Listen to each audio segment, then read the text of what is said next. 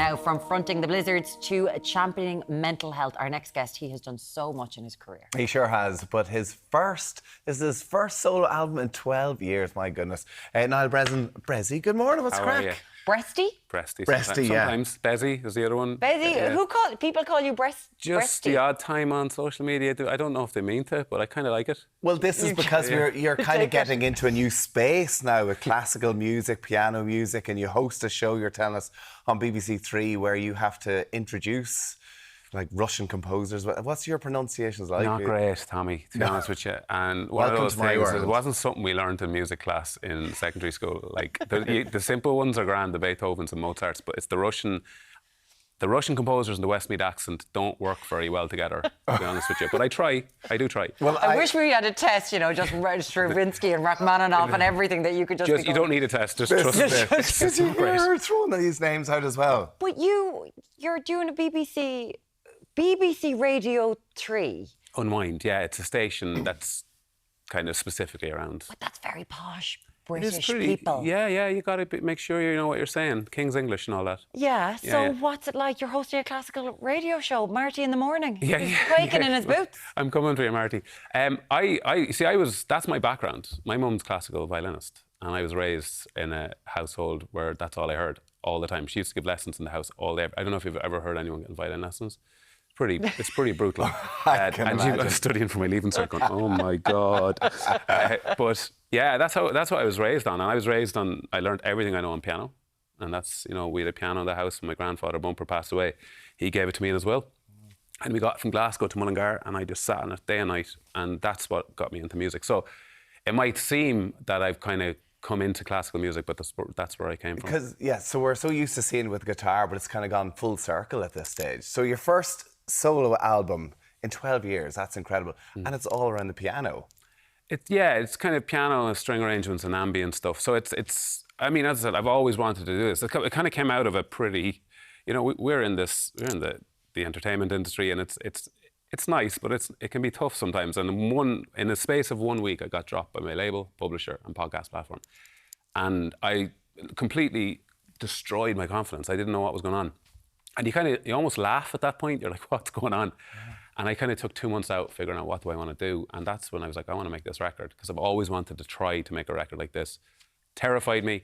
It's a different space. You're going into space with people that you've loved, like the Max Richters of the world, the Neil Stroms, the Ludovico Einaudis, these incredible players. And you're kind of going, can I even do this? And I just went away, kept it head down for a couple of years, let the kind of rejection do what it does, it hurts, and then came back and made the album. That's why I love Bressie. You're just so open, and it's fantastic, and we need that in the world. This is your new album. It's called The Place That Has Never Been Wounded. We'll get into that in a second, but let's take a listen to one of the songs.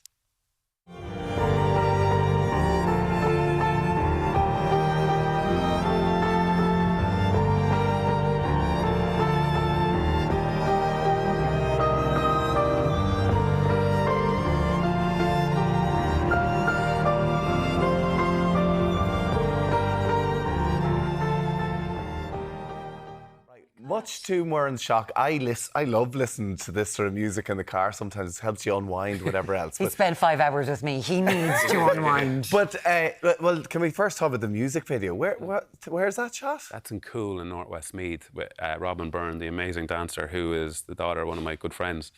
And yeah, I'm kind of obsessed with the bog. I have to be honest with you, I've always loved the bog. I worked there. The peat bog, we must say. The peat bog, everybody. Well, kind of the same thing. Could be the both. But yeah, that's a beautiful place, and it's just so massively expansive. And North West Meath is this kind of quite a beautiful part of the world. Lakes, bogs, very little hills, but it's just this flat. And we kind of shot it out there. It was absolutely freezing. We shot one in summer and got eaten alive by flies. Don't go to bogs in summer unless you're working there. But we shot a music video there at Angie Cullen and Conor English. It's beautiful. And it sounds, like Bressie, it sounds absolutely, you're pulling a Trent Reznor on us. Oh, Janie, and the thing is, it's something I've had in me for a long time. And I honestly, it was more of a, like there is a kind of a confidence thing when you're doing something that's completely different, and you don't know whether you're going to get eaten alive or people will love it. But that's this day, the day before an album release, is absolutely terrifying because it's not yours anymore. Once it goes out, you don't own it anymore, and it's the audience's. So there's that kind of nerve-wracking moments today, and then I'll be fine tomorrow. But you're a composer now. I mean, that's like, you were talking about just piano, but there are violins, there's other like instruments playing there at the same time. Like, this is a completely different space that you're throwing. Has that been the space that you've wanted to get to? You know, and in looking back in years gone by with your mum being involved in that side of music? Music's music, Tommy. I think any type of music, like, you know, my background, like when I started music, I was in a death metal band called Ramscar that stood for Rise Almighty Satan, Come and Rule. That was just to annoy the Christian Brothers, but that was my starting point. I just love all music, and you can arrange anything. Like, if you just take, when you're writing that type of music, you have to write it like a songwriter. So you have to write like melodies that, I don't know why, do you not like my band?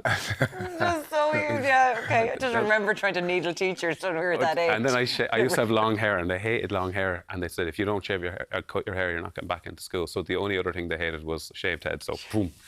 So I don't know how I got through. I was a challenging student, I must say. We're going to have to get to your PhD where you're actually unraveling what's going on with you. But with all this, so as you said there, an awful lot happened to you at one, like between the publisher, the podcast platform, because, you know, Where Is My Mind, so many people associate that with you and what you've done in the mental health space. So this is obviously, is this from a place of healing, this album that you have been doing? Like, it's called The Place That Has Never Been Wounded. Every song correlates with a chapter, the title chapter of a book, an upcoming book that's coming as well. It's a Meister Eckhart quote. He's a theologian from the 12th century, and he said, there's a place within the soul that's never been wounded. And the idea behind that is that there's a place that holds us steady when the world shakes. And when you look at what's happened over the last 10 years, and we're still telling people to be more resilient, and I'm like, how much more resilient can we be? A lot of what the album is about is saying to people, if you're still standing after the chaos that we've been served, that you don't need to be more resilient. You're the definition of what it is. And I think it becomes so easy in kind of wellnessy speak to tell people to be more of something all the time, rather than going, well, maybe there's something within us. And that's what the whole album's about. I don't think it's ever left us. I think it's there, and it's just about rediscovering it. And to me, what the album, I think, will do for people, it releases something. If you're holding on to something that's a bit heavy, it releases it. That's what it does for me. And Rick Rubin has this amazing quote. He's a producer, like the top producer of all time, one of them anyway, said that your audience comes last. And he didn't mean that by a disrespectful way. He meant as if you're writing music to appease an audience, you can't fool them. They'll know. So you have to write it to appease yourself first. And I think in a world where 15-second songs are becoming the norm on TikTok, a body of work is still really important. An album, a full record. And anyone listening to this who's a musician, that has to be your goal, is to write a body of work. It's hard, it's challenging, and it's expensive. Yeah.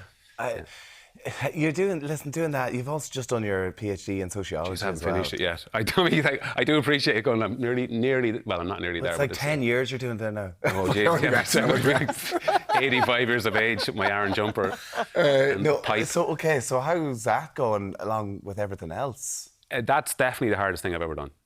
Definitely, a PhD is you can't. It's a rigorous thing, and you're kind of a PhD is not about an opinion. It's not about your opinion. It's about objectivity, and you have to spend a lot of time, and you got to care about what you're doing. But it's immensely challenging, and I'm kind of about 3.5 years now. Hopefully, maybe 2 years left, and I'm out. Do you put a huge amount of pressure? Like when you're saying there, you got dropped by all those, your label, whatever else. You've been such an advocate for mental health for so long, but when you're saying it to people and you're educating people, when you're in that position, when all that happens, were you able to feed off the advice you're able to get and give, along with keeping other wheels in motion? I'm good at that. I can do lots of different things, and I'm good at discipline. I think that people understand discipline isn't about working hard all the time. Discipline's about resting sometimes and having your time where you're doing nothing and being disciplined about it and not going, I'm doing an 8-hour hike and reading self. Nothing. Sit down, do nothing. Yeah. And that's a huge discipline that it's hard in the modern world. But it's one I have. So when I'm working on the PhD, you can't work on a PhD and then work on music. They're two different mindsets. But ultimately, the reason I went for the PhD is like I was looking at this area for 12 years. I was watching society talking about it, but I was watching our systems getting worse and worse and worse. And I was like, what's wrong? Why can't we get this right? So I didn't want to kind of throw stones at the problem. I was like, how do we actually come up with some solution? And what I believe is this best step forward is early prevention. You know, that's what we got to be looking at with children. So why are we I don't think we have a health system, we have a sick system. We wait for people to get sick before we intervene. And I think we should be focusing far more on early prevention. And everything that we've talked about today from 7 a.m. from our very first chat about what's going on around the country in relation to people being very frustrated, it all has to do with prevention, but we're waiting to try to give people a cure and we're throwing money at the problem when it's too late. I would argue that we should have a separate budget in health for early prevention. Like, posters don't cut it. Like, you need to do, it has to be a systematic approach. And that's what my PhD is looking at. What is that systematic approach? But that's everything. Like, that's talking about children and kind of going, okay, regardless of where you are on the spectrum, but in deprived areas, there has to be things like youth clubs, like stuff to do. Community. The one thing, so there's a lot we don't know about mental health. Genuinely, there's a lot we just don't know. And I've looked at 200 years of mental health intervention. There's a lot we do know. And one of the most important positive things for good mental health outcomes are good communities. It's so important. And I think the problem with modern culture, it's become so individualistic. Everything's everyone for themselves. We talk to each other like we're LinkedIn articles. You know, we call Ireland Incorporated. Ireland's not a corporation. It's a beautiful country full of incredible people and a history. So I think we've kind of individualized everything, and everything's about hustle culture. And that's a lonely experience. And I think the remedy to that's good communities. The GAA, for example, like, I don't know where this country would be without them. Hugely important communities. And we got to really focus on that, and peer support. That, to me, is what we do know works. So we should be focusing on that. Absolutely. We could talk to you all day. Bressie, listen, massive congratulations on the new album. I'm really excited about it coming out as well. The Place That Has Never Been Wounded. It hits store tomorrow, Friday. And if you want to listen to the single, it's on Spotify at the moment. Cheers, guys. At BBC Radio 3. Listen, trying to pronounce Russian names later on tonight. I'm going home to study them for the next 3 hours. Highbrow. Love it. Bressie or Brestie, thank you so much for joining us this morning.